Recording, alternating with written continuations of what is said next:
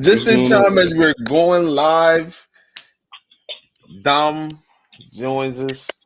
But welcome to another episode of Speak On It. Um, Good Saturday morning to everybody.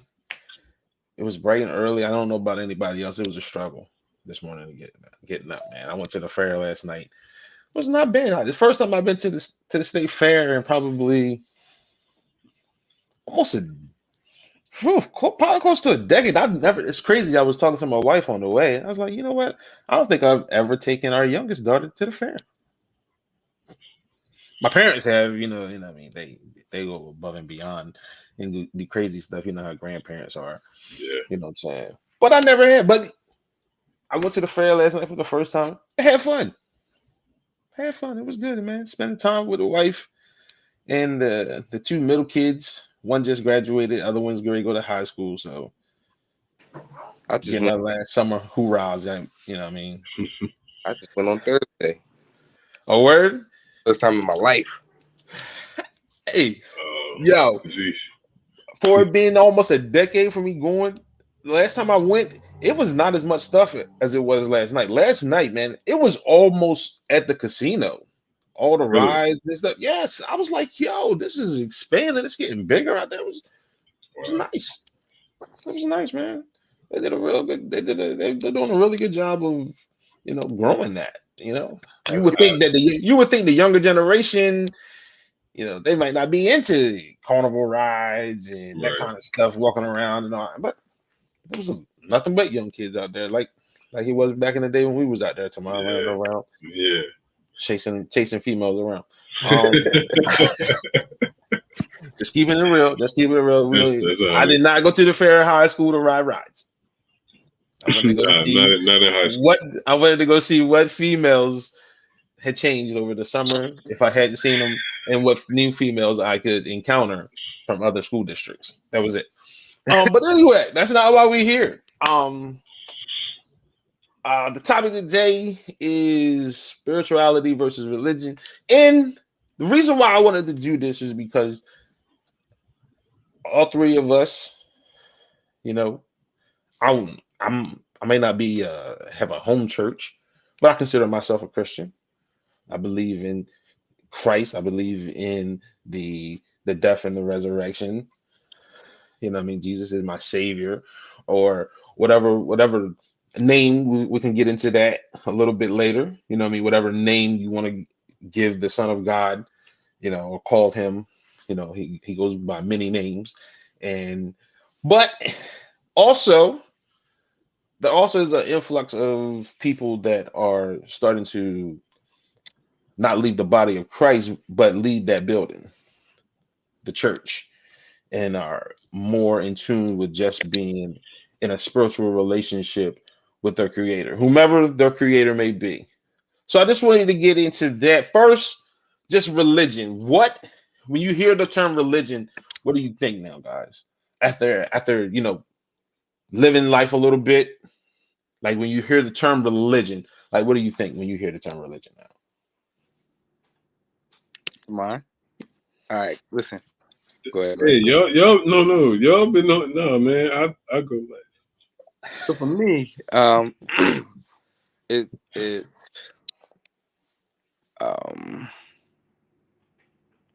I, I know we on the show. I'm like, dang, I don't want to get super deep, but anyway, that's what Go we're here ahead, bro. for, right? That's what we're here for. Right. So,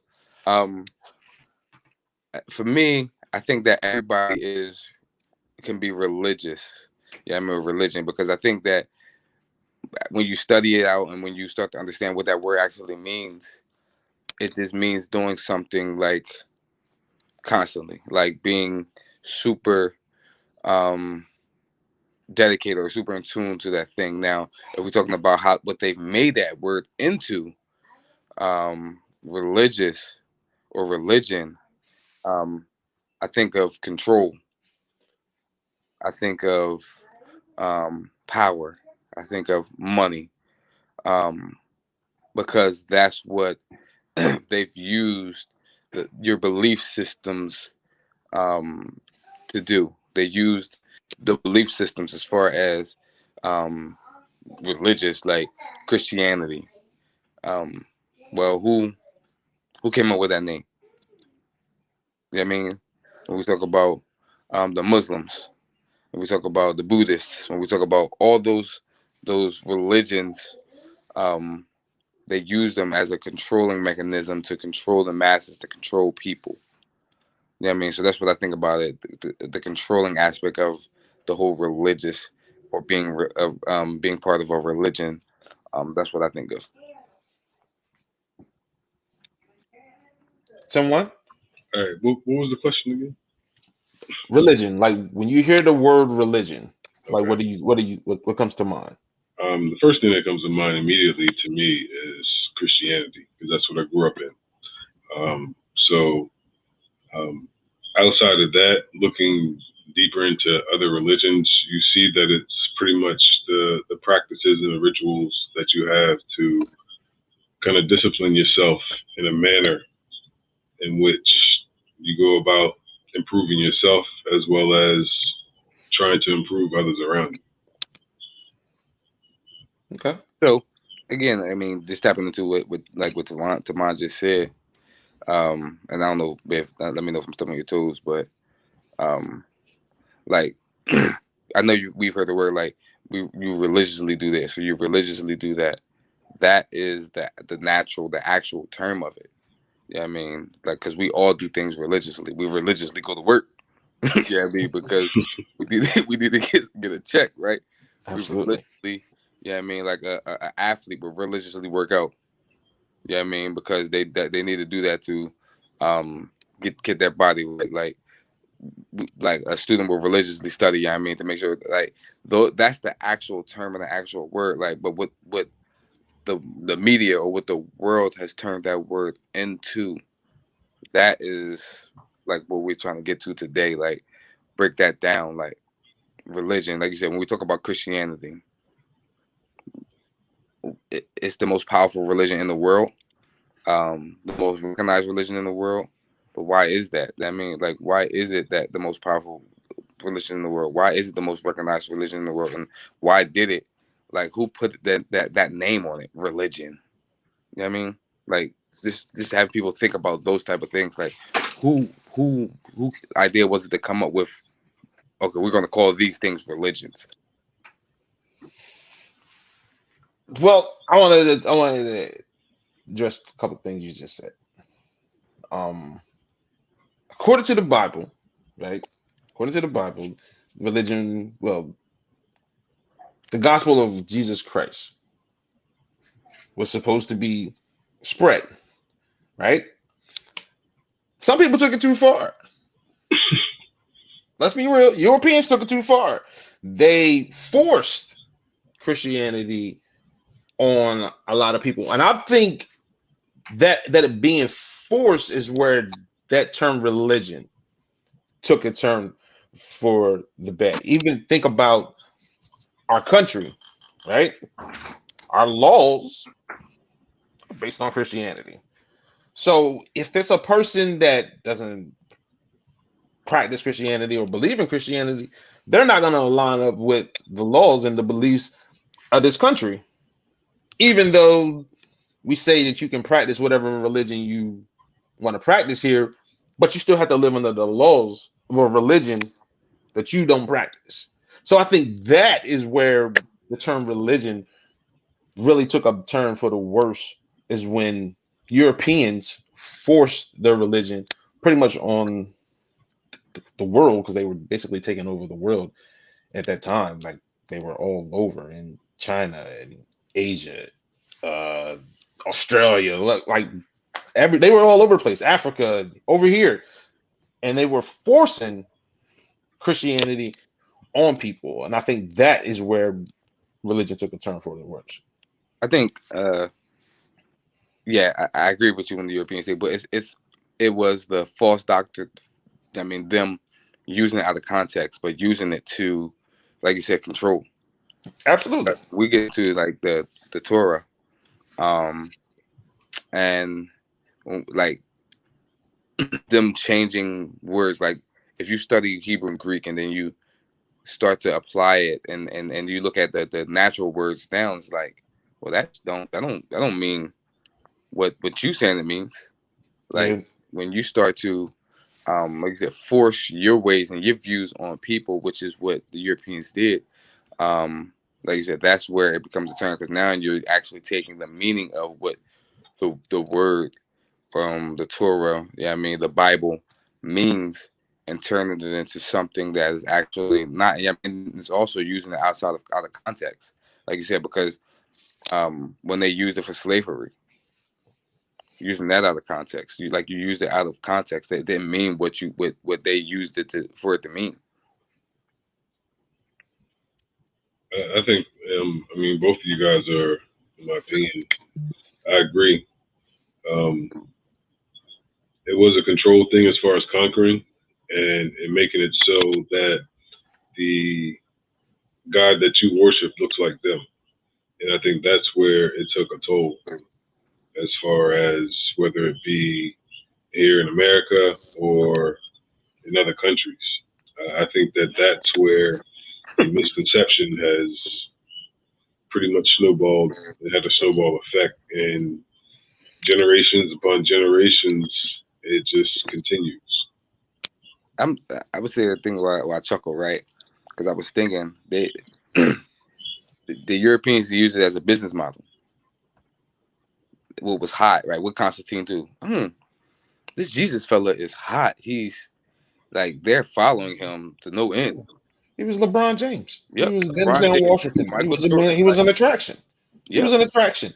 And the thing of it is, the black church has done it too. You know, America has Talk turned about Christianity into a business. And the reason why you can go in a town like Laurel, very small town, it's probably 15 Christian churches in this town. That's ridiculous, especially when 8 of them ain't got more than 12 members. It's ridiculous. I'm just being real. Just being real. There's no reason that everybody's reading from the same Bible, and then you have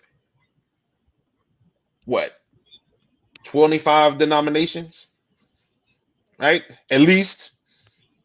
It's, I'm it's, probably a, it's a, that's probably more that I don't even yeah, know of. yeah, it is. And we're reading from the same Bible, like, so that in itself also hurts the term of religion, because there's no uniformity to it.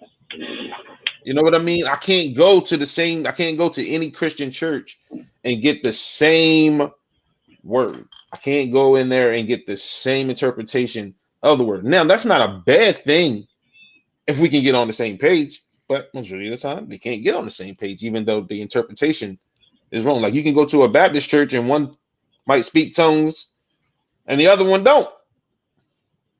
Like, that's just the constant, almost bickering Mm-hmm. also hurts the church, because it doesn't seem like they know what they're doing. Just being real.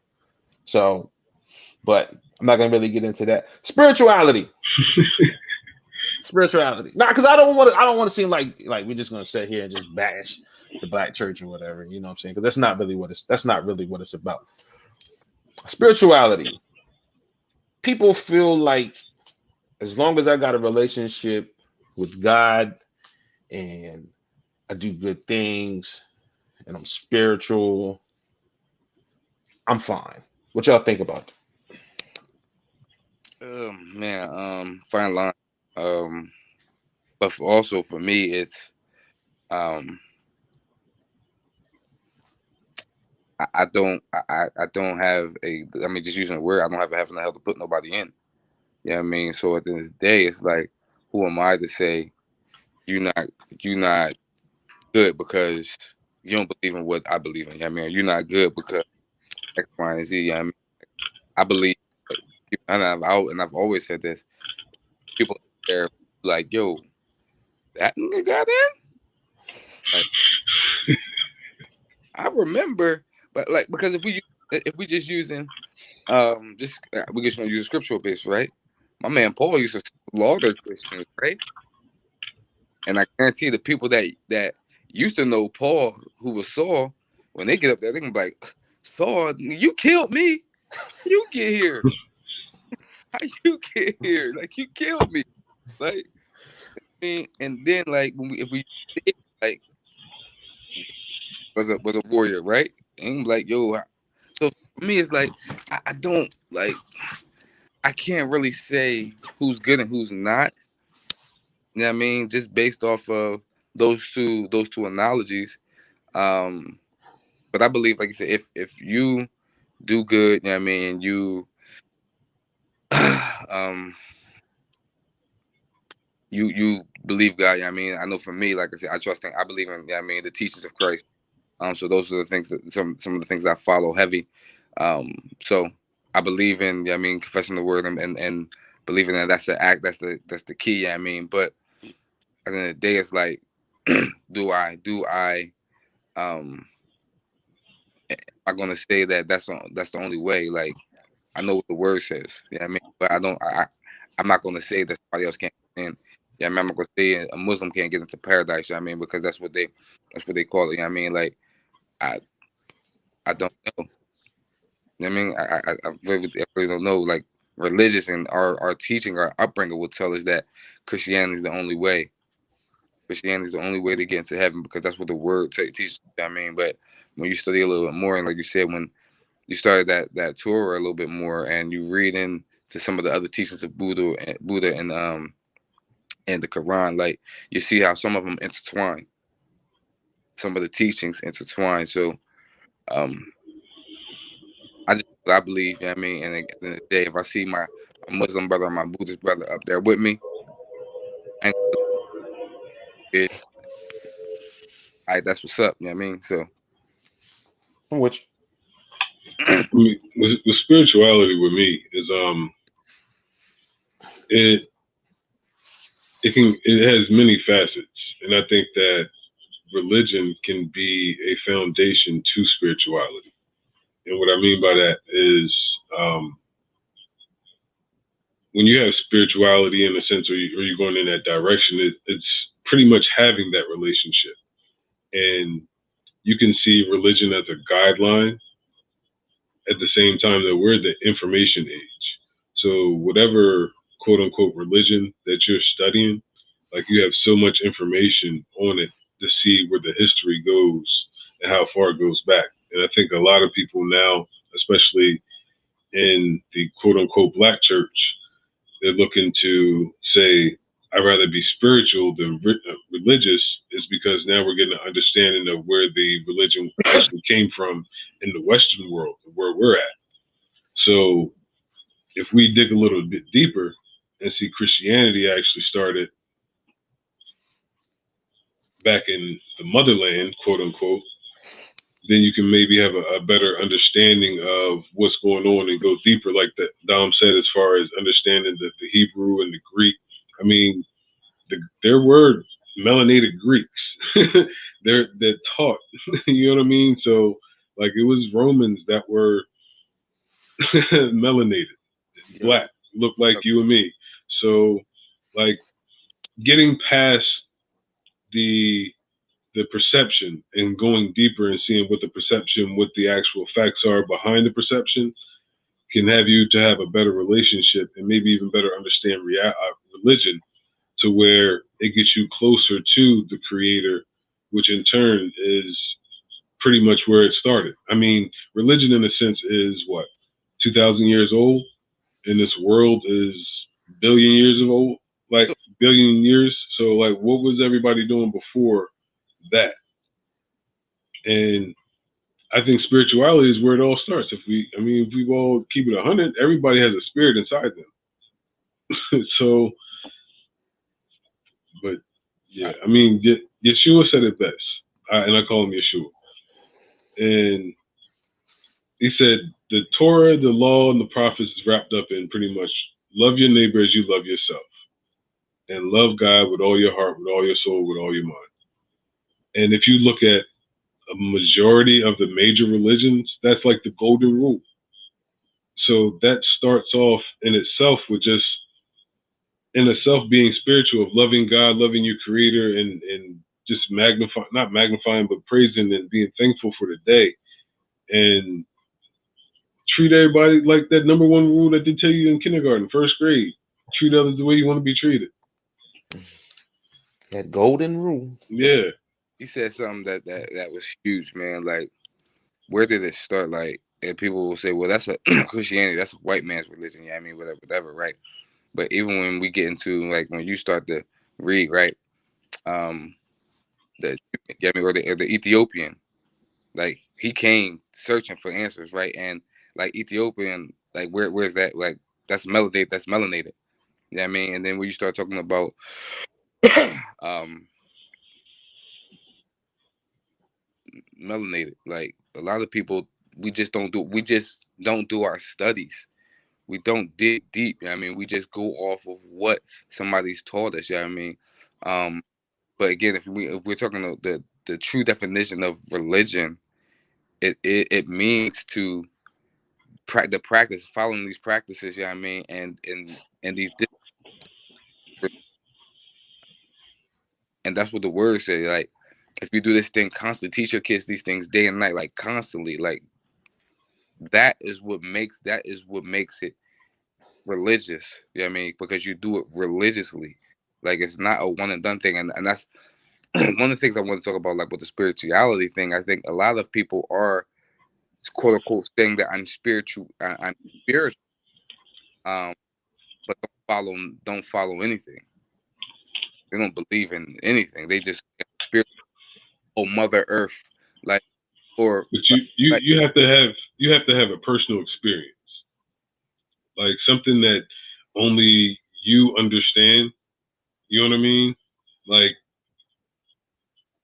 we can't take for granted as far as people who have been in the church who have said that they've had the Holy Spirit now have switched over to Mother Earth. Like, they had some type of experience to maybe make that transition in a sense. So my thing on being spiritual is like Dom said, as far as the religious belief, like, you can do something consistently to be quote unquote spiritual. If that makes any sense. no, I agree with you, and I do believe that, like, some of them, like, I do think people switch from the because I'm one, like, from the church, um on to, like, before, if you asked me before, it was like, man, Christianity, right? Like, even now, like, I tell people, most sometimes I don't really identify as a Christian. You know what I mean? Because that word, when you say that word, it's just automatically going to come with a negative connotation, right? Like, I'm a Christian. Most people want back hands off, right? Back off. You know what I mean? Because because one of the things that Biv said, like, that word is so controversial. Like, what does that mean? Like, but I see you doing X, Y, and Z. But I see you, like, it automatically going to come with a negative connotation. They all automatically think that you're going to preach Jesus or Yeshua down they down their throat. You know what I mean? And then, even, like I said, when you get into it, it's like, I just thought, follower of the teachings of Christ. You know what I mean? When you say it like that, like, if somebody say, well, I'm a follower of the teachings of Muhammad, like, because when you start saying, oh, I'm a Muslim or I'm a Christian, or like, it comes again, that religious stigma. I'm just a human being, you know what I mean, that follows the teachings just like you follow some kind of structure, some kind of standard, just like the next man. I follow a standard, I follow a teachings, whether you like those teachings or not. And to keep it 100, like I said earlier, we follow some of the same teachings, but we put things on them to divide us. I'm a Christian, I'm a Muslim. Yeah, but we follow the same teachings. I mean, some of us, we follow some of the same teachings. Yeah, the foundations are the foundations. You know, it's the details that really makes the difference between, uh, I guess you could say, the religions. You know what I mean? But for me, as far as the spirituality thing is conscience. I don't care who you are. You've had that voice tell you, I don't think you need to go down there. I don't think you should do that. Whatever you want to call it, some people will call it the Holy Spirit. Some people will call it my conscience. Whatever you want to call it, it's not you talking to yourself. Put it like that. You're not talking to yourself. So I always feel like you've had a connection with something that is not of this earth. Mm-hmm. Regardless of who you are, you've had that connection with something that is not of this earth. Now, whether or not you want to believe that it's you and that you are God yourself, or you have a connection with something else, you have some sort of spirituality going on within you. It's just the truth. Where everything gets messed up is, like you said, Dom, the details and the stigmas that come with titles. If you say Christian, yes, people are get ready to think, oh man, everything I do, they're gonna judge. And because that's the stigma that comes with being Christian. Everything is judgy, judgy, judgy, judgy, judgy. When, let's be real, majority of us need to be on our knees at all times anyway. Because we're human. We're gonna make mistakes. We're gonna do dumb stuff. I don't care how old you are. You're gonna continue to do dumb stuff that you ain't got no business doing. That's just life. You know what I mean? It happens. It's about So growth. yeah, and I think that in itself is another thing that comes with the stigma of Christianity, is that people perceive it to be perfection.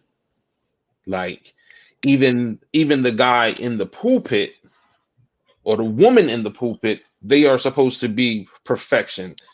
There's no reason that they should fall. There's no reason that they should stumble. There's no reason that they should be human. And I think that is another thing that comes with the negative stigma with Christianity, is that everybody perceives that the moment you say I'm saved, all of a sudden you're perfection. Like there's no more work in progress, there's no more maturity, there's no more growing, nothing.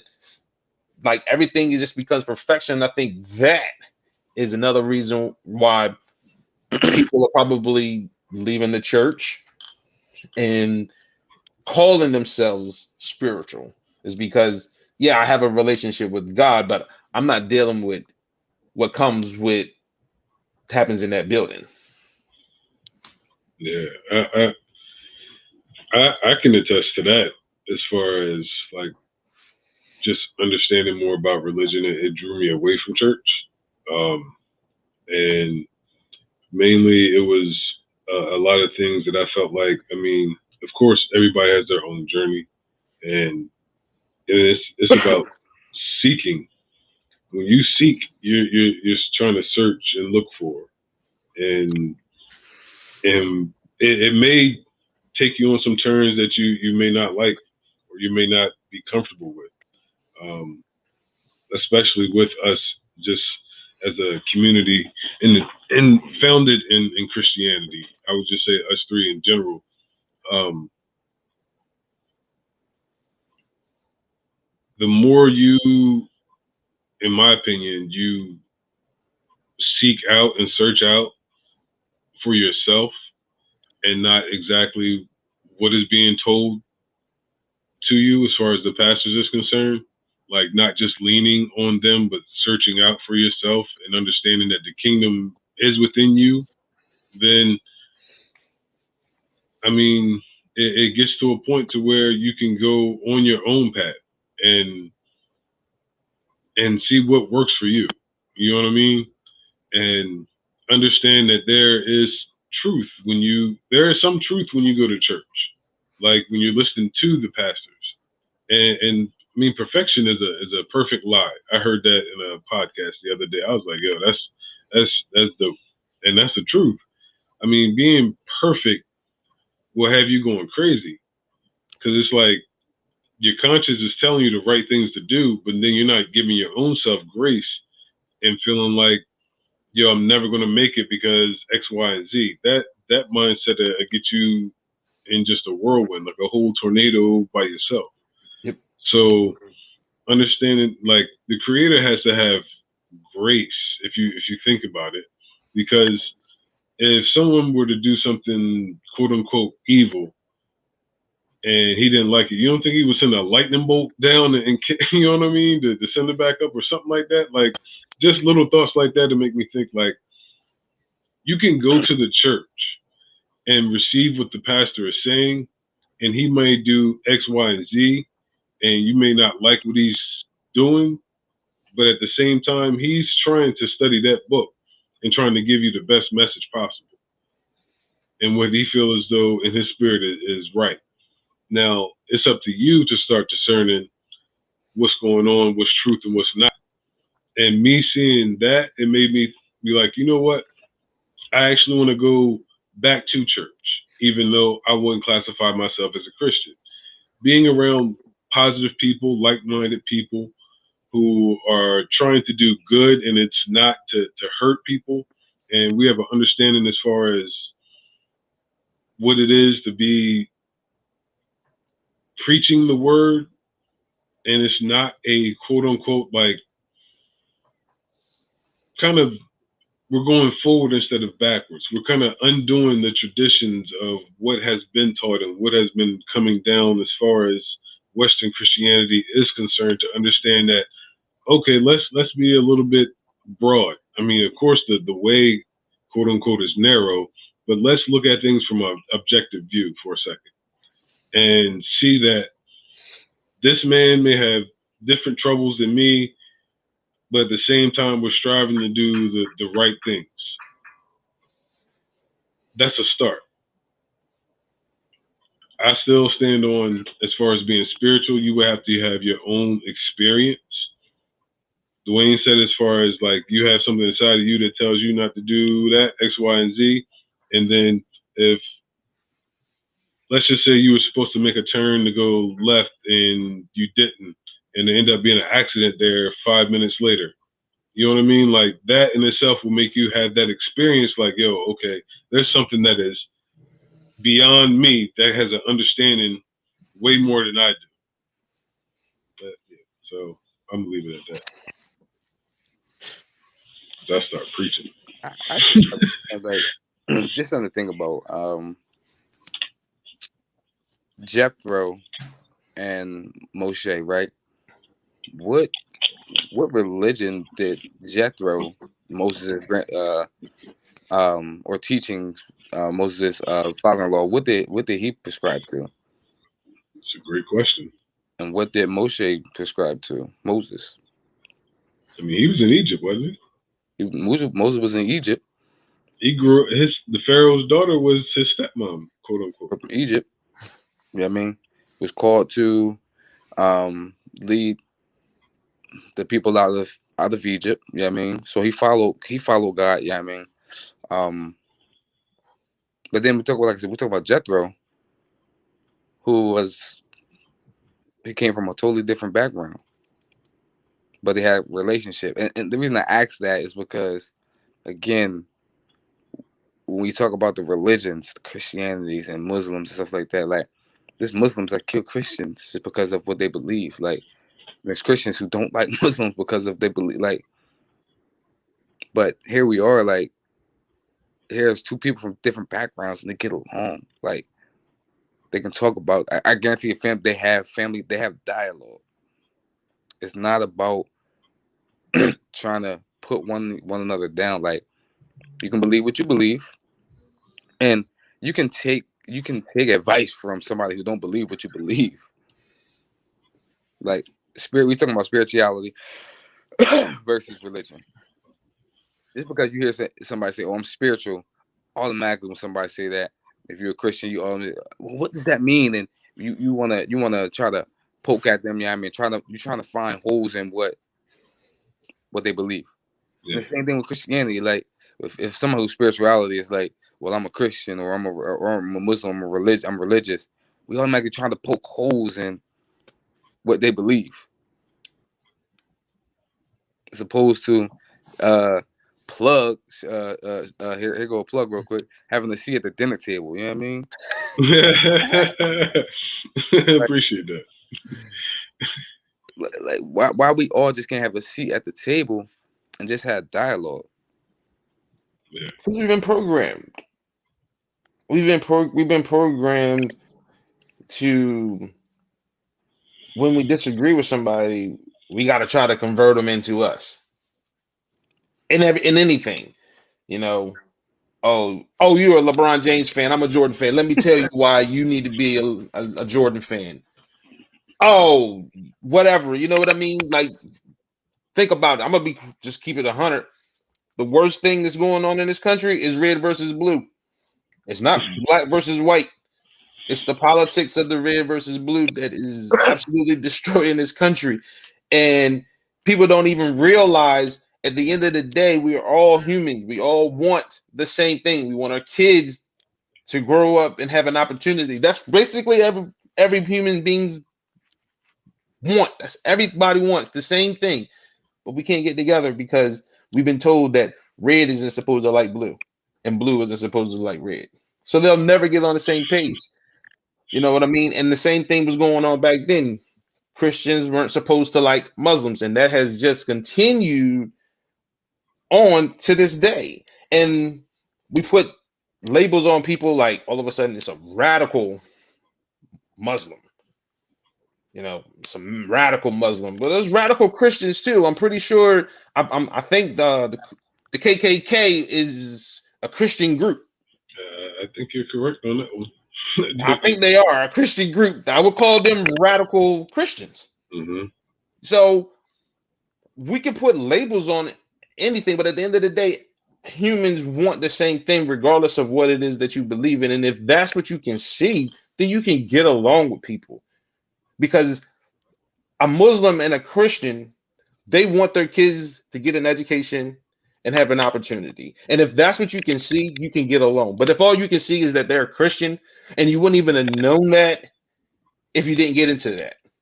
But we always got to know everybody's business, what everybody's thinking, especially now with social media and everything. Everybody got to put out their, you know what I mean, their thoughts. Sometimes it's good, sometimes it's bad. You know what I mean? But we've got to get some uniformity if we want to continue to grow as a people. It's just that Definitely. it's just that simple, regardless of spiritual or religion. We've got to get some sort of uniformity and just learn to accept people There has to be an for understanding. what it is. And that's the crazy thing is that is also in the teachings of most of the people. Just accept people for exactly who they are. But we get past that and start getting into flaws that they have and wanting to correct and change the flaws that they have in versus helping them to change their flaws. We want to change it for them. Now, how about this? How about there needs to be, like you said, uniformity, but not but. There needs to be an understanding. And if we're Christianity, we have to look outside of those 66 books. Like we talked about it earlier, as far as there being a Coptic Egyptian Bible or Ethiopian Bible that has like 80 books. There, you have to go outside the spectrum and start to understand. Look at the Quran and see what is it. Look at just the religious text to have an understanding, so that way it can be more respectful, and even in dialogue you can kind of understand their perspective as well and see how it relates to yours. I mean, everybody's way is going to be different, you know what I mean? So like you said, that understanding needs to happen. It's just a matter of you taking the time out to search and understanding that you think that the Most High is going to fault you because you're trying to understand someone else's religion. Not saying that you have to. I'm not going to say I'm a Buddhist. I looked at Rastafarianism and I was like, "Ooh, that was very appealing to me." You know what I mean? Because I mean, my family being from my mother's side family being from the islands and whatnot, I thought, okay, that might be closer to my quote unquote roots. But just getting back to uniformity and understanding that one of the foundations of religion is really culture. And I mean, I know Dwayne said it earlier as far as like the religion in the sense that we have here in America is the laws that we have.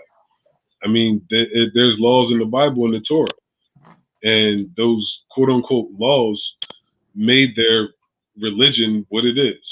You follow those laws, you're part of that religion. But in a sense, looking at those quote unquote 10 commandments, it's like a baseline for government in a sense. It's based on the laws of the land. Bro, So that is the found. That's all the laws that you need. Literally, if you follow the 10 Commandments, if that was just the laws, that pretty much covers everything. morally, Pretty much covers everything. That's the that's point. just being a That is basis. the That's a exact. That is the exact point. You just said it. Morally, where yeah, we get there's no the morals get put on the back burner because now everything's about dollars. because it's a capitalistic country. Exactly. We are not a Christian country. We are not a Christian country. We're not a democratic country. We're a capitalist country. That's it. That's exactly what it is, and that's the system and everything that is formed in this country is based on a capitalistic system. Even the church has a hierarchy, pay salaries. Look it up. Look it up. It does. Pay salaries, hierarchies. It's a capitalistic CEO board. When in the Bible was there a board members and and building the church? We got to get out. And none of the things that I always There might talk have been about some is, Pharisees, some Sadducees that was in Sahajian court. and what was they doing? They was all about that bread. Come on.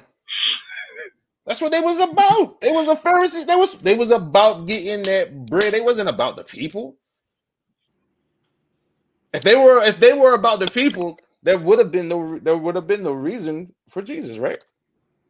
Hmm. If they were doing their job and they were truly about the people and That's getting the people to worship God, there was no reason for Jesus to come down and tell you basically don't pay them dues no mind. That's basically what he said. Follow me. Because they weren't a true example to get you to God, according to the word. Now, again, we'll get it. You talked about it. There's a lot of books missing from the King James, so we don't know a lot of other stories and everything like that. But Jesus came right to to be the bridge. hmm So this country is a capitalistic country. This the religion that is here now is a capitalistic system, which is why the church is about money and they need to get out of the four walls and actually get back into the streets where the people are. That's another stigma. Like every time something happens, people can't go to the church and they can be a member of that church. Something happens to them and they can't go to their church to help them. But that's what the church is supposed to be there for. Just being real. that's a great point. Dom said it best. And they made it into a business model. Because And you can go to other when you can go to other places and get help and you can't go to your church, that hurts. Well, see, it, can, can I say one thing? yep. Go ahead.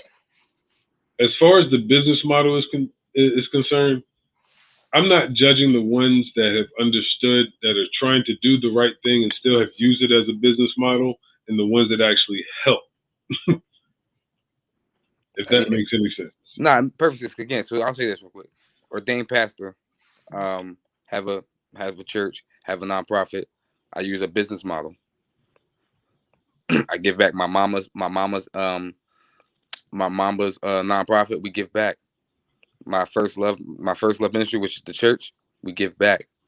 Love Walk, the ministry that we have underneath there, we give back. Yeah, I mean, so we use it as a business model, but we still give back. Like, and then when we talked about the hierarchy, the CEO mindset of it, I'm not opposed to it as well, but when it's used properly, when it's used correctly, um, now I'm not opposed again to pastors. Like people say, well, pastors are making millions and whatever, whatever, whatever. I'm not opposed to that either. You know what I mean? But at the end of the day, it's also about like what are you giving back? Like if you look at my financials, um, we give a lot. You know what I mean? We give a lot. Like so, and most of the times, like we don't like I still 795 the money with the monies that we bring in from the church, you know what I mean, or the nonprofits or anything like that. We don't get, not saying that we don't get paid off of them, you know what I mean, or we don't get anything from them, but we most of that stuff goes out. Like we still have, like, there's accounts that are under our ministry that we don't even touch. I mean, and also, the reason that you have, not saying that you have those boards, but the reason that you have those things set in place, like Jesus had a secretary. Um, I don't, for me, as a head, I don't even associate myself with the money. I just don't, you know what I mean? Because I don't want somebody to be like, well, the pastor or dom, he's taking from the church. You know what I mean? And that's just a stigma as well, you know what I mean? But I have a secretary, you know what I mean, who handles all those things, so that way, that I don't want that controversy. I don't want that stigma. You feel me? I don't want somebody to say, well, yeah, I mean, Dom driving in this or he has that because X, Y, Z. Well, most of the times that's not even the case. That is just, yeah, I mean, um, media or people talking about it. Most of the times, people getting paid off their royalties. If you want to keep it 100, like a lot of times people get paid off their royalties. Now there are some who who is getting paid from the church. Yeah, I mean, but even then, like even from there, like if you understand it, you have to go through a commission, like that. There are rules in place that you can only get paid a certain amount from your church. Like Now, there's a go ahead. I was thinking, Dr. Eric Thomas, right? Motivational speaker. He Yep. called himself the hip hop preacher. Hip hop preacher. Yep.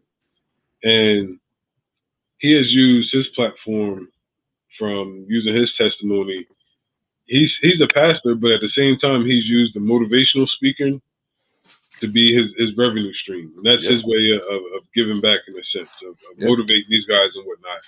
And there's a separation from him being the pastor of what he preaches to what he motivates.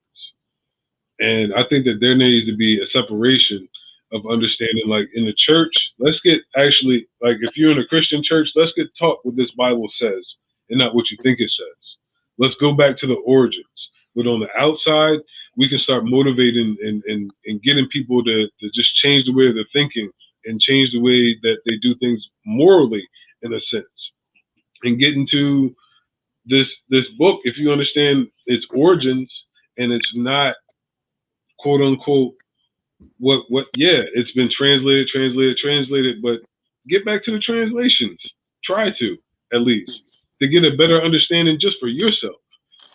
You know what I mean? And then also understanding that you want to motivate kids to do positive, because you know that the youth is always the future.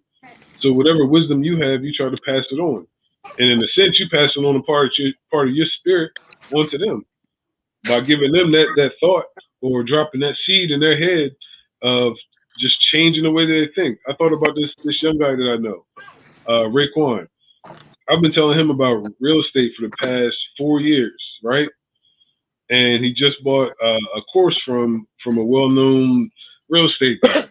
He called me up and he was like, "Yo, I was just sitting down with my boys, blah blah blah," and we started talking about real estate. And I was like, "Yo, man, my old head had put me on like a long time ago." So me just dropping that seed has kind of changed his mindset up to where now he's thinking of generational wealth versus just a 9 to 5 job. That in itself is something that can be as quote unquote a business model, but doing it in the right way. And I wanted to say this real quick, because Pastor X Thomas, right? And we see him on the stage and everything like that. And I listen to his podcast and everything like that. He does get a salary from his church. Yeah, I mean, now, like you said, majority of his revenue stream is from his his teachings, his books, and everything like that. And that's another thing I wanted to say is, um, like a lot of times these pastors are teachers, but we don't never question um, the teachers getting paid from, yeah, I mean, kindergarten all the way up to professors getting a check, because we automatically just associate the religious part of it as well. They just trying to get they just in it for a dollar. Yeah, I mean, it just comes with a negative connotation. But they are teachers. They're there to teach you. Yeah, I mean, something that you don't understand, that you might not have a full grasp of. It's to me, it's the seeing the fruits of your labor.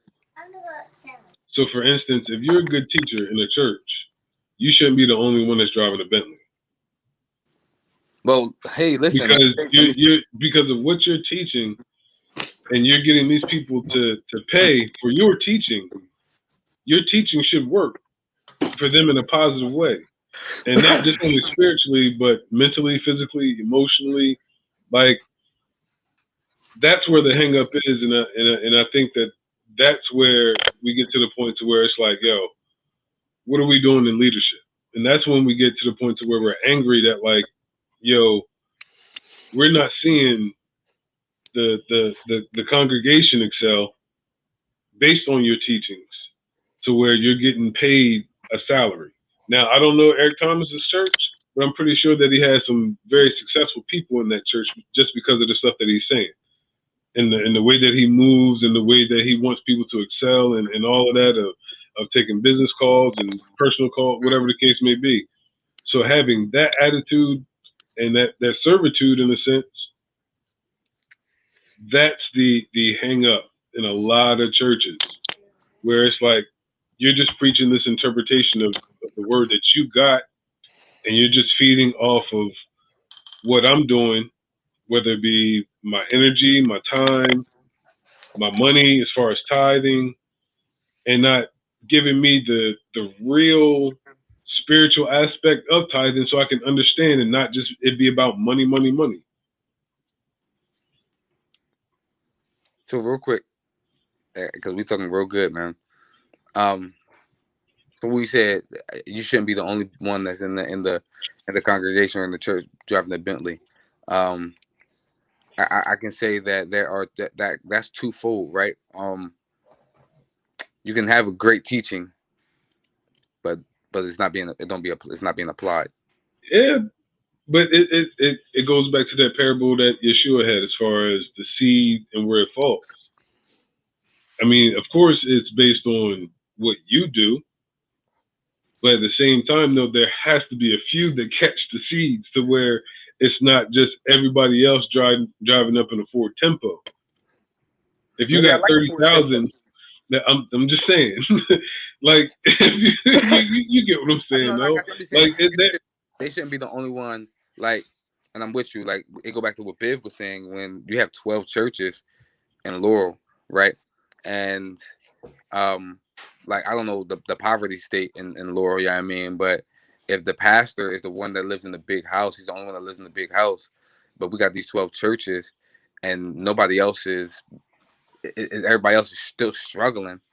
And I'll say this: Eric Thomas said this also. Like, um, God didn't create you to struggle, so we have to learn how to tap into those resources um that we have on the inside of us and start to apply it. Everybody's not supposed to be a motivational speaker. Everybody's not supposed to be a real estate guru. Everybody's not supposed to be a podcaster. Everybody's not supposed to write books.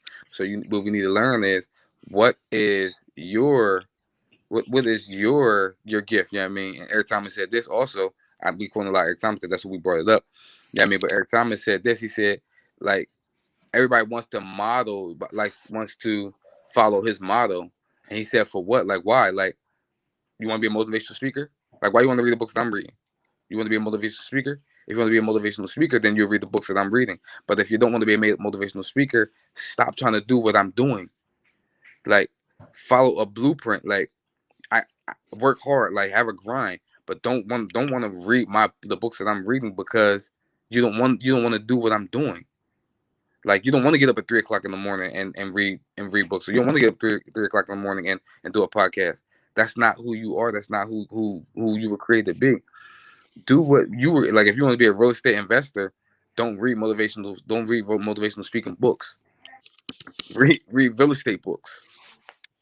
Like, if you want to be a financial guru, stop reading podcast books.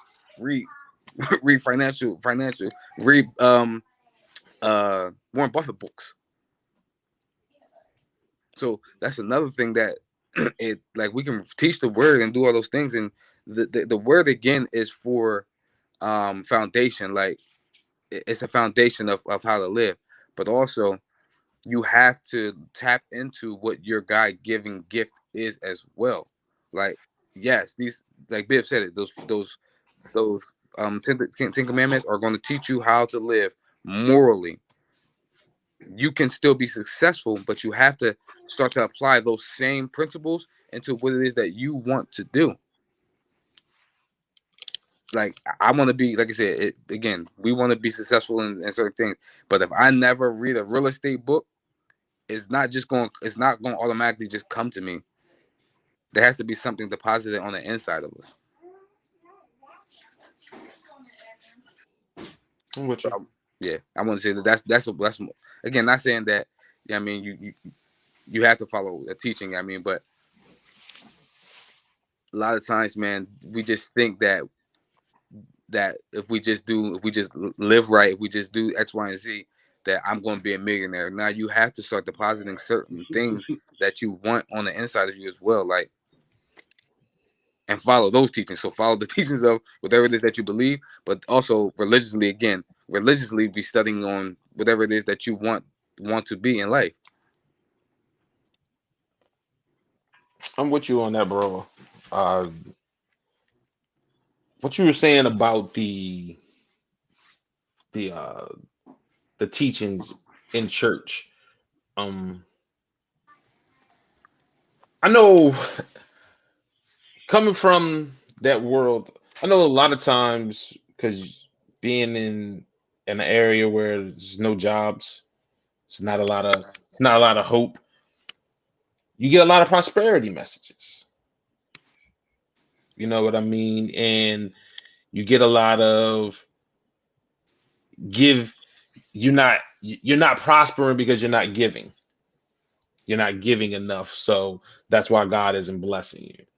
And I can't speak for other areas and how the messages are being given, but that was what I was being fed more than anything else. Not working on my soul, not me going out and being a fisher of men. It was more about me not giving enough to be blessed, and that that took a toll. That took a toll because I'm reading my word, and my word is saying that I should be out trying to get other people, you know what I mean, to save their souls. That's what the word is telling me to do, and I'm trying to learn how to be that example. That's what I'm trying to get fed, but all I'm getting fed is give and give unto me. And that, like, what like how do I grow if that's what I'm being fed? I think it's crazy. I think that um you got to preach the whole word. You know what I mean? Giving is a part of the word. Let's be real. You know what I mean? Being fishers of Absolutely. men. Being fishers of men. That's part of the word. Like, if all I do, it's like when people don't preach on tithes. And like you said, preach it correctly. I mean, or if you preach on tithes and don't preach on nothing else, like, you have to, if you're gonna be religious about this thing, then preach the whole message.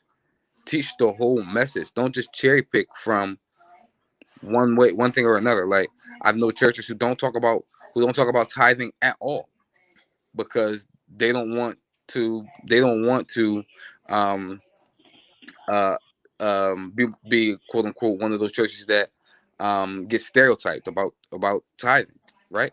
I got churches who don't preach about um, going to heaven or hell. Like, you know what I mean, you got so, but if you're gonna do this thing, you have to talk about the whole aspect of the thing and not just cherry pick on what it is that you want or the narrative that you want to, because then again, now then we'll fall into that whole um class of controlling, right? I'm controlling the narrative. Church. I mean, like people say, well, you got to go to church or you ain't going to hell. You got to go to the building or you ain't going to hell. One thing that I teach in my in my church and my ministry is, um, like marketplace. Like that could the marketplace could be your pulpit. Like, but if you're a teacher, that's your thing, right? That's where you are. That's where you can allow yourself to see, people can see the God in you through that. Tomorrow you want to be in real estate, like that's a marketplace. You don't have to have a pulpit like me, you feel me? But your pulpit can be your business. You know what I mean? So there's a lot of people who just preach these things, you know what I mean, but they just preaching just as a narrative for them. And I get it. That's why we're here, you know what I mean? But there are a lot of, and the reason I'm saying this is because there are a lot of people, a lot of good people who do it the right way. Absolutely, absolutely. There's always going to be the few apples that's going to spoil to try to spoil the bunch. There's always. I always feel like we focus on the 5% that's terrible more than we focus on the 95% that's actually doing what they're supposed to be doing. And that's across the board in pretty much everything. You know what I mean? We focus on the negative more than we do focus on the positive. Because even when I was talking about, the hierarchy and the money and everything, of course there's not preachers out there that's doing the wrong thing. They're out there just doing what they're supposed to be doing because they have a genuine care for people. And that's really, really where it starts. You know what I mean? Just having a genuine care for people. Like you just want to see people do good. You know, that starts and that goes a long way for real, for real. I was thinking like most business that thrive um, are people businesses, like who genuinely care about people. Now, maybe the higher you get up, people be like, I mean, they get colder. I mean, the higher you get up, but it starts out with the genuine care for people, and that's the most. Not saying that all churches, but a lot of the churches and a lot of the businesses or religions, they start out with a genuine care for people, and that's why they thrive. But then again, like you said, you have people who use it to twist it as a controlling mechanism, and that is where we get um that's where we get into these podcasts. I remember I had a conversation with somebody who's a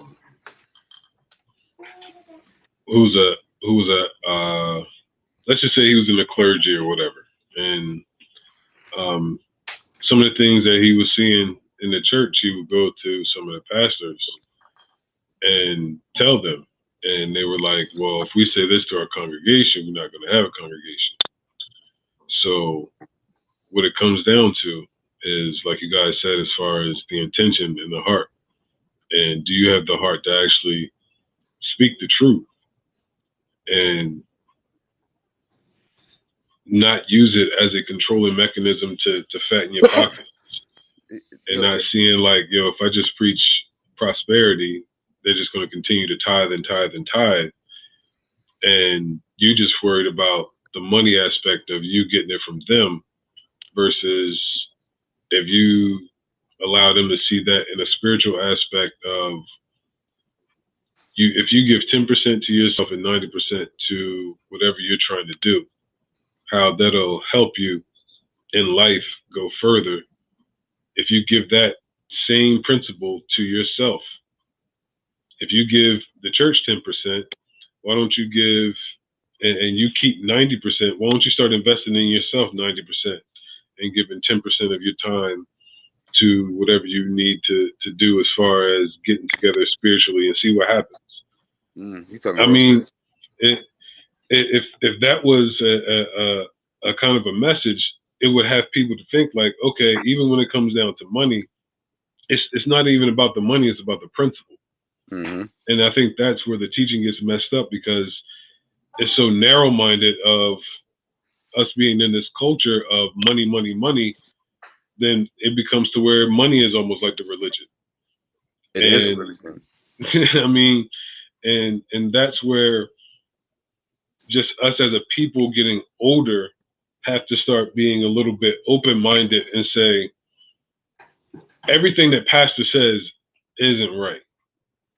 Like, you're not questioning God, you're questioning the man.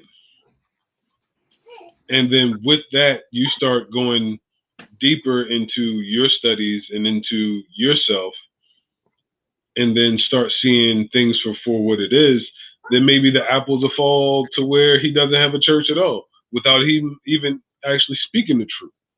You know what I mean? Or she, whoever the case may be. So it's just a matter of people wanting to get to know the God that they're serving. Here's the thing. Because it's a two-way street. Because I mean, you can only play on people's minds that are willing Mm-hmm. and able to, or want you to. And I mean, sometimes it's kind of a scary process to try to get out of that mindset because it's like, yo, I've been going to church. This is what I've been taught. The tithe, this and this and this. But it's like, just look out of that way for a second and see a broader picture that, like, okay, why am I doing this? Because he said so. What does that mean? It says it in the Bible. Okay, let me go to the Bible and see what it says about tithing. So I'll say this real quick about the whole relationship thing. Well, I'm gonna touch on a couple things that you said about people want to control the narrative because they won't. Maybe they won't have a church. You know what I mean? Yada yada yada. Whatever, whatever. Jesus Christ had a lot of followers. Mm-hmm. Like when he walked his earthly call, he had a lot of followers, but he did not always preach. He did not always preach good message. Like not saying good messages, but all his messages wasn't feel good messages. It was truth. It was truth. But and see, and that's here's the thing. Like, you're supposed to be helping me get to a place as a pastor, right? No different than a parent helping the child to get to a place. Sometimes that requires some tough love. Mm-hmm. Sometimes it's going to require some chastising. Sometimes it's going to require the rod. Like that comes the part of it. You know what I mean? And I just don't. I feel like if you skate around those opportunities, you're not helping anybody. You're not helping yourself or the person that needs the help. You know what I mean? Because eventually somebody else is gonna come to you with that problem, and you've never had to address it. You know what I mean? Yeah. So, like, there's comes a point in time where you've gotta put your foot down, and you've got to be mean as a leader. You got to be mean. You got to chew people out. You got to be disliked. I coach basketball. My guys, they love me. They'll do anything for me. But if everybody happy with me all the time, I'm not doing my job. At some point in time, they need to be pissed with me. If my kids are always happy with me, I'm not being a good parent. At some point in time, they need to be pissed with me. So I got to put them in their place and tell them where they're messing up because I need them to be better. And I don't think that we're always willing to get that from. I don't think the church is always willing to get that because they want everybody to be happy with them. You know what I mean? And I think the pastors, that's a tough and heavy burden to carry because, again, I don't think you got in the pastor because you didn't like people and you didn't care for people. So you care about this person and you want them to like you, but unfortunately, in order to make them better and in order to better yourself, you might have to piss them off every now and again. Jesus corrected every single last one of his Everybody. disciples publicly. Corrected them. These are the people, his inner circle corrected them. Yo, y'all niggas got, not saying he, but I'm a paraphrase. Y'all niggas got little faith. Like y'all got little faith, man. Like, what are y'all doing? Like, and like you said, his people came to him and like people would come up to him like, yo, why, yo, your people, I went to them and they couldn't do it. He like, yo, he look at them like, yo, dog, Let me learn you again. like what we doing? Like, yeah, I mean, and then like I said, the parable to say this, right? He chastises those who he loves. And I was talking about chastisement. That's just correction. That's just discipline. Yep. Yeah, I mean, spare the rod, like spare the rod. I mean, whatever the saying is. I mean, but basically, if I'm using it in layman's terms right now, discipline your kids. Yep. Discipline, like you have to discipline them, because if not, then that's when they're not growing. There's no growth. So if all they hear is prosperity messages and preaching and good feeling, I'm not growing, because what I'm hearing is that, okay, if I keep giving, like Biv said or Tamar said, if I keep giving, that's why you're not blessed. No, you're not blessed because you're not disciplined. We're not seeing success because we're not disciplined enough, or we're not staying in that thing long enough to actually see the fruits of our labor. They just told me that if I give and if I give and if I give and if I keep giving, that I'm going to be successful. No, what I'm doing is that I'm giving to you, and you being successful. And again, I'm not knocking giving.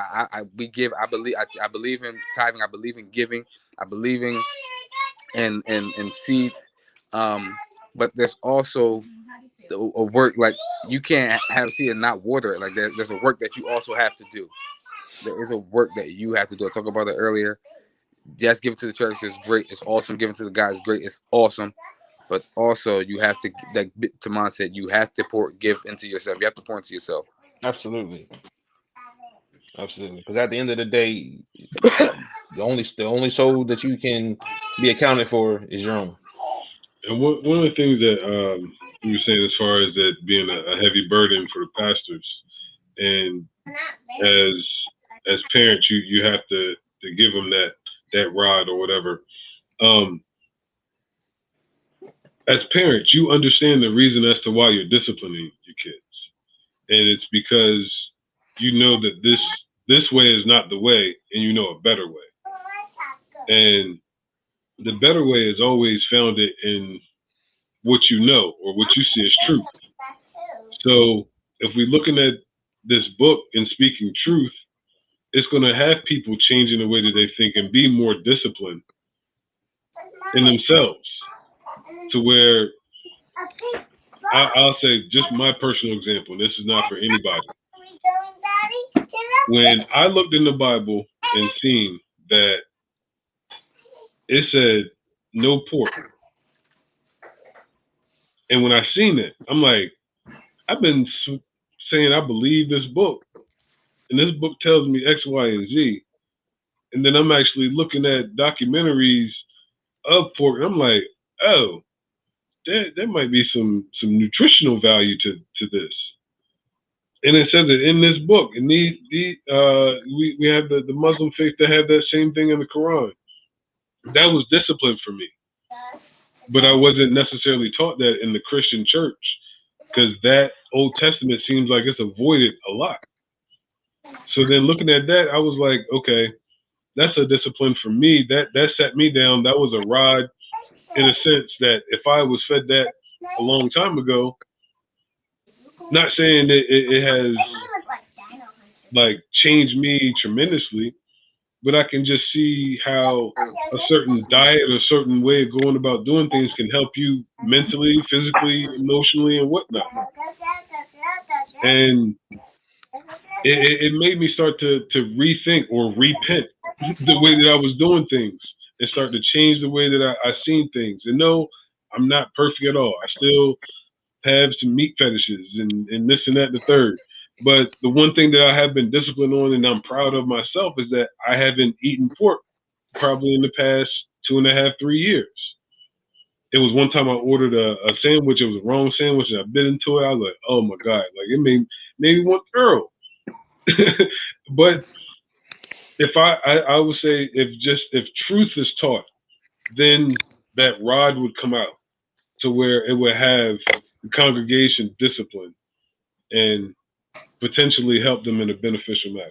Can I say this real quick about what you said? Just said, right?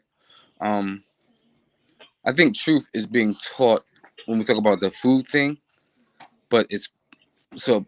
And I guess I'm about to No, contradict that was just for me. No, That was just for me. Don't do that. No, but you Hey, made if a you great. want to No, eat pork, go ahead, man. But you make a great point. You're making a great point. Yeah, I mean, you're making a great point because we're talking about the what controlling the narrative, right? So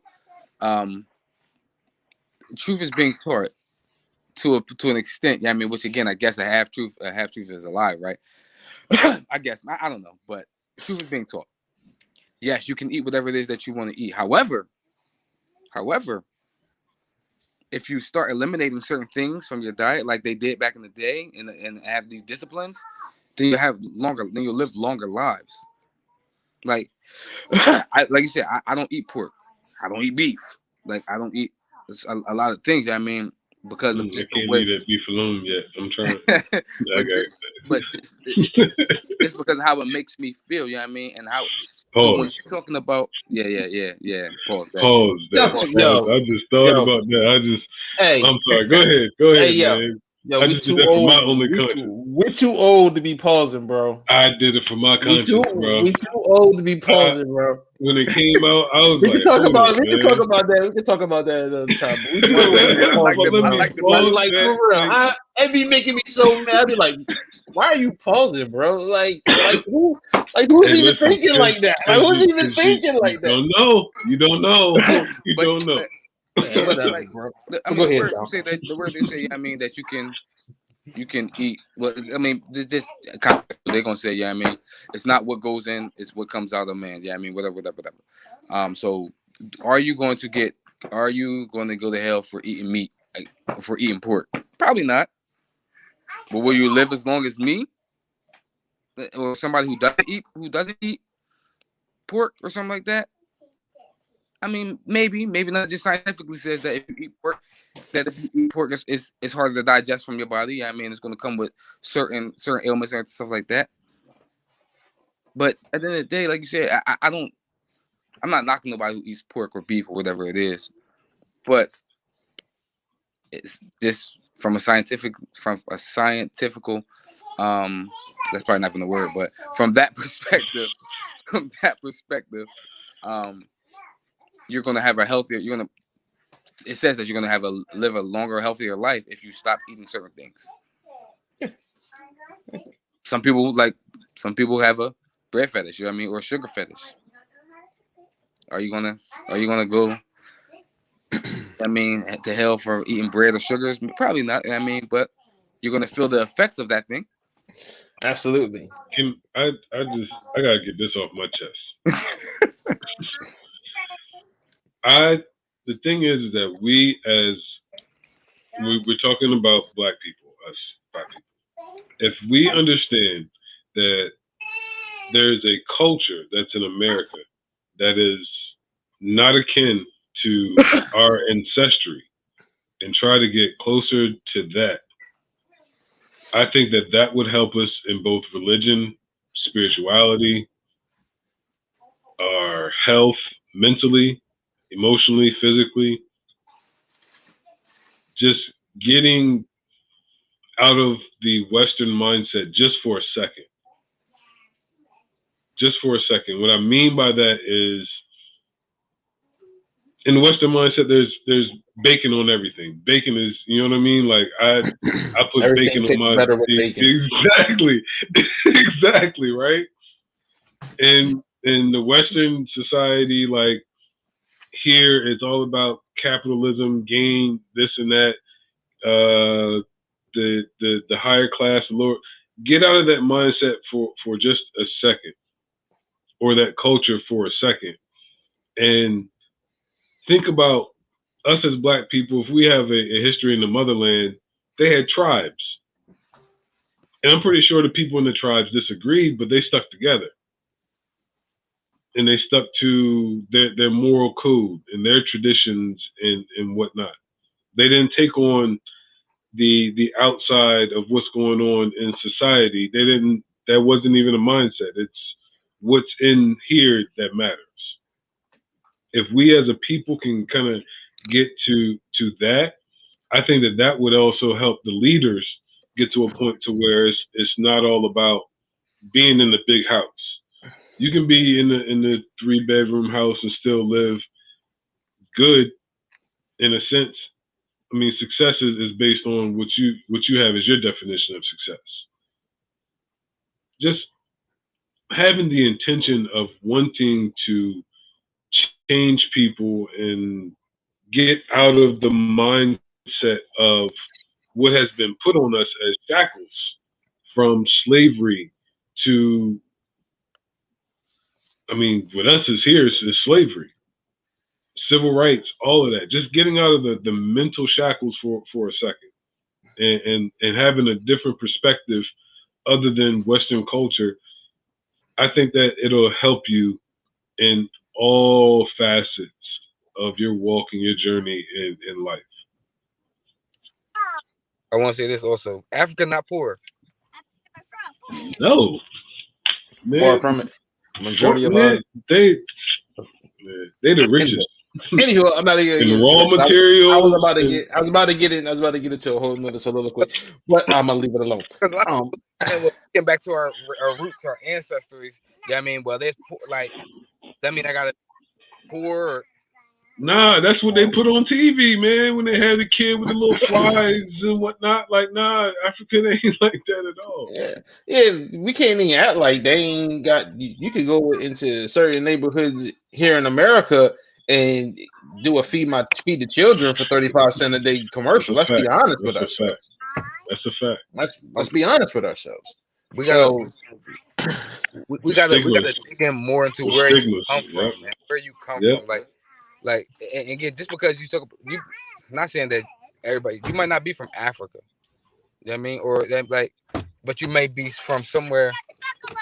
That ain't here. Huh? So that ain't here, or even if you're indigenous to this land, like the Native American culture is not what American culture is now, and they also had what was called the Great Spirit.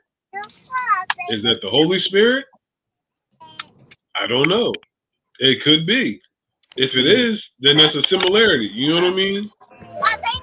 I just think we as a people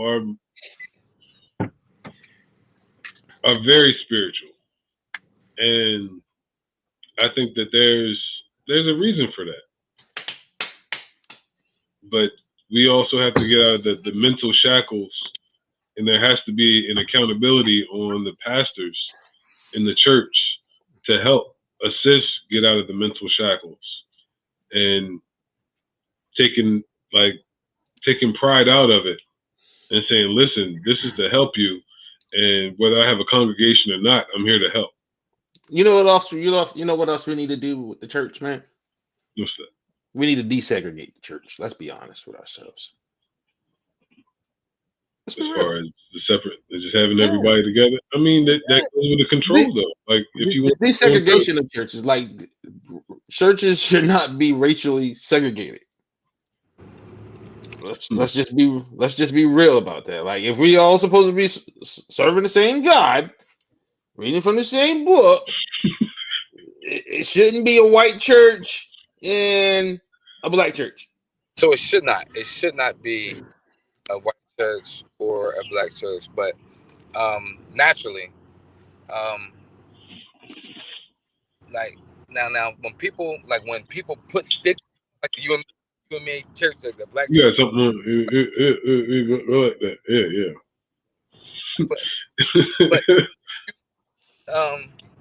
But naturally, like most of my friends are white, black. You know what I mean? Because that's just who I grew up around. So that's where we see the churches. But when we talk about like the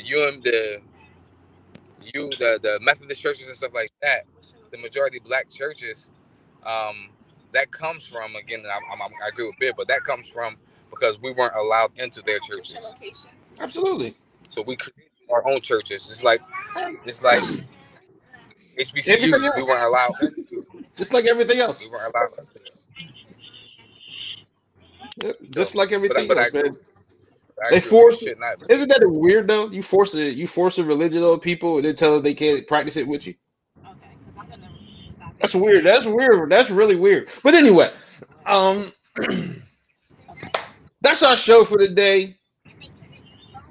I see my man Dom on the move, so I'm gonna let him go. Um, Final thoughts, fellas. Um, my final thought is one of the things that we talked about, right? Second commandment. I'm sure Target has ice too. Love thy neighbor, man. Love everybody, man. And that don't just mean the people that's in your inner circle. It's easy to love people that's in your inner circle. That's easy. Like if I love my family, you know what I mean? Or like if I love y'all, you feel me? It's easy because I have a relationship with y'all. And I don't think that that's what that meant. Like love thy neighbor, like love the people that's in your inner circle. No, it means love those people aren't who aren't like minded, who aren't like you. I mean, that's when real love comes from. Real love is from loving people who don't see the world that you like you see it, but you still love them anyway. So that's Absolutely. my final thought. Love genuinely, love real. What real love means. With real love, baby. Sorry, that just popped in my head. Man, you went there. Like, you think Yeah, gonna I marry did. Jay? You ain't gonna marry Jay when you heard real love? It just that's what came to my head. My my final thought is I'm a believer of Yeshua ben Joseph, and a lot of what he teaches. And one of the things that he said was, "Seek ye first the kingdom of heaven." He may not have said it in these words, but seek ye first the kingdom of heaven, and all its righteousness shall be added unto you, or something along those lines. If you take it out of the quote unquote scripture context, seek. What does seek mean? To search something out. When we're talking about religion versus spirituality, it first starts off with you wanting to seek and wanting to know and wanting to have a better understanding for you, whether it be from your experiences, whether it be from you listening to whatever the case may be. We're in an information age to where information is readily available to you, and you have a smartphone, you have all these gadgets and gadgets that you can get on. If you use your time productively, to where productively, yeah, if you're more productive with your time as far as seeking the creator out, you'll get a better understanding of religion and of spirituality, and get past the stigmas that's been taught down, and don't fault the generations that's had the teachings come down. Try to open their minds to see things the way that you see them if you start to seek a lot more. So that's my final thought. With you, brother. My final thought is, regardless of whatever religion you practice, beliefs you follow, majority of them have one thing in common: an adversary. So at the end of the day, we all fighting the same devil. Let's fight him together. Just bring your tools, I'll bring my tools, and let's fight him together, man. Let's get on the winning side and try to make this world a better place. That's what it's all about. So that's my final thought. Thank everybody for joining us today. Good to see my man Tim One back. The next show is gonna be August 7th. August 7th, where we're gonna be talking about the power of the black dollar. We're gonna be talking about how we as a people we can influence a lot globally and domestically with our spending power, and how we need to really tap in that to help build our community. So that's what we're going to be talking about on August 7th, we're gonna try to get some guests as well to come on and speak with us on that topic. So until then, Hold on. Before we get off the hold show, on. I was gonna tell my man he get ready to plug. okay. He get ready to put his own plug. I was gonna say until then, my man Tamon, Oh, yeah, oh, put a plug in. listen, yeah. Um, so starting a new venture. Me and my wife got a podcast, a seat at the dinner table. It'll be tuned in Wednesday, 8 p.m., July 28th, I think. We are talking about should you give up on love as a question mark. And the theme song was She's Passing Me By Farside. Because a lot of people may think that looking out there that's single and they've been through different relationships and just feel like love is passing you by. We're gonna tap into that to see as to there's some good reasons why you can stay single. There's some good reasons why you need a teammate. We'll get into that on Wednesday, so tune in. All right, man. And on Facebook? On Facebook and on Instagram. I'm not used to this plugging. On Instagram, not on okay. On YouTube, we do have a YouTube channel. We will be streaming. And Facebook, you'll get the live. YouTube, we're working on. Yeah. So, yep. All right. So, seat at the dinner table with my man Taman and his wife Kim Matthews. Join in 8 p.m. Wednesday, July 28th, first episode. They're gonna be talking about should you give up on love. Check them out, man. They're good peoples. They're gonna have a good conversation. I know it's gonna be entertaining. So especially with my wife. It's definitely going to be entertaining. absolutely. Hopefully, there's no violence.